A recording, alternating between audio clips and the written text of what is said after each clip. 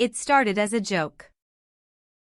Or at least, that's how I justified it in my head when I replayed the night later.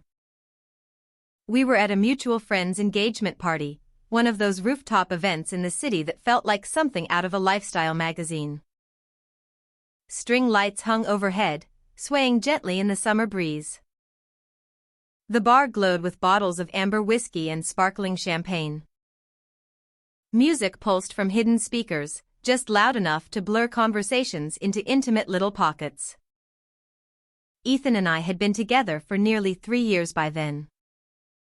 3 years of routines, arguments, reconciliations, vacations, and the slow, subtle settling that comes when two people think they're safe with each other. We weren't in a bad place exactly, but we weren't in a good one either. He had been consumed with work. Deadlines piled up, late-night emails, constant stress that left him drained by the time he got home. Most nights we ate takeout in silence. If I asked about his day, he gave short, tired answers. If he asked about mine, I sensed his mind wasn't really there. And I, instead of being patient or empathetic, began craving something else. Something that felt like sunlight cutting through clouds. Attention. Not the casual, distracted kind. I wanted to feel lit up, admired, irresistible. So, when a tall guy in a navy suit, someone I vaguely remembered from college, struck up a conversation with me by the bar, I didn't step away.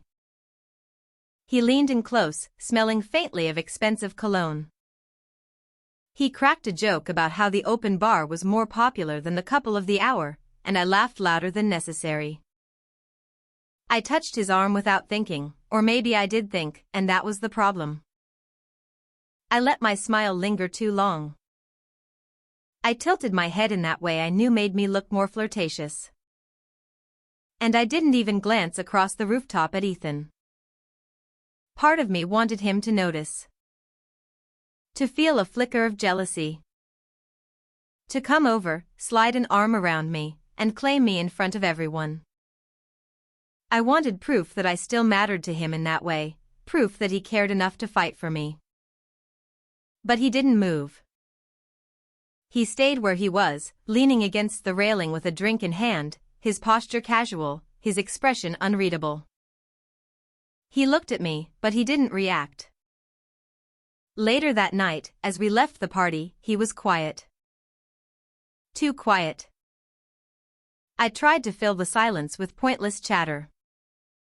The rooftop was gorgeous, wasn't it? And didn't Sarah look amazing in that dress? I can't believe she planned all of this in just a few months. His responses were short, clipped. Yeah. Sure. She did.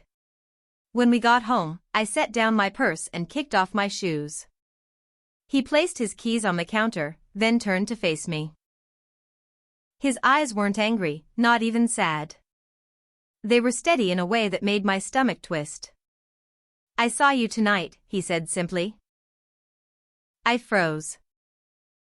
Saw me what? Flirting. His voice was flat. With him. In front of me. I let out a sharp laugh, waving it off. Oh, come on. You're overreacting. It was harmless fun. Just talking. I barely even know the guy. But he didn't argue. He didn't yell or accuse me further.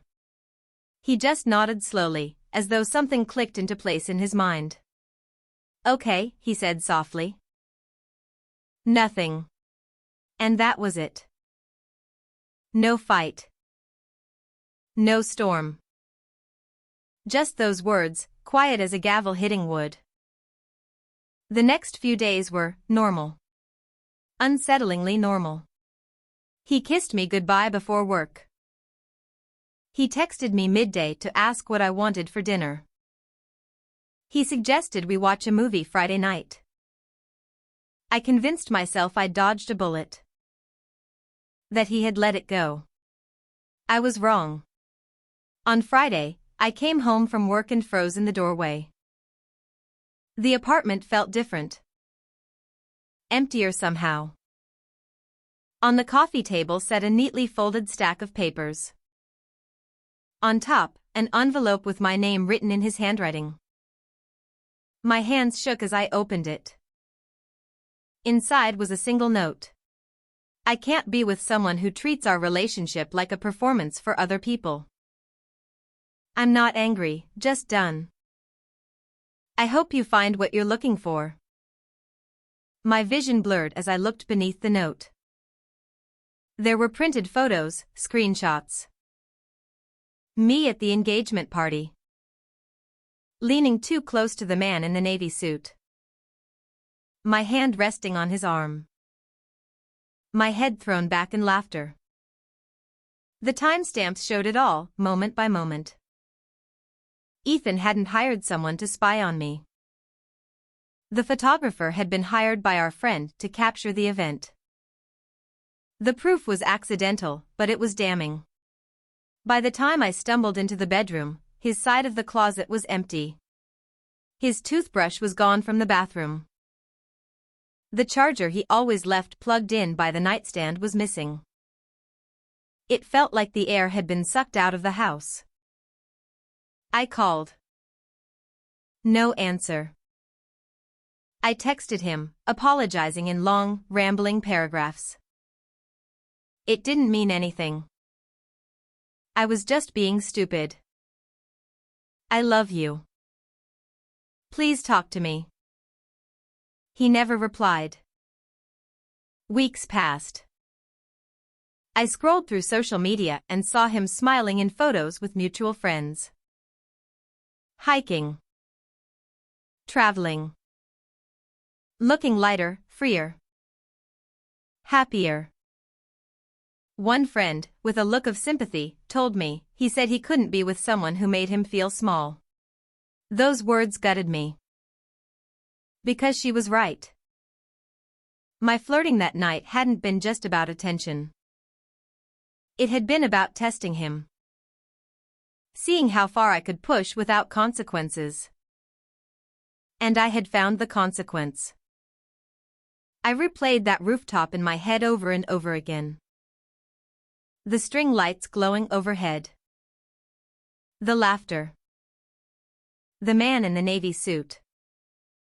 And Ethan across the room, watching quietly, deciding in that moment that he was done. Not with anger. Not with bitterness. But with the quiet certainty of someone who finally saw the truth. The truth was, I thought it was a joke. But it cost me everything.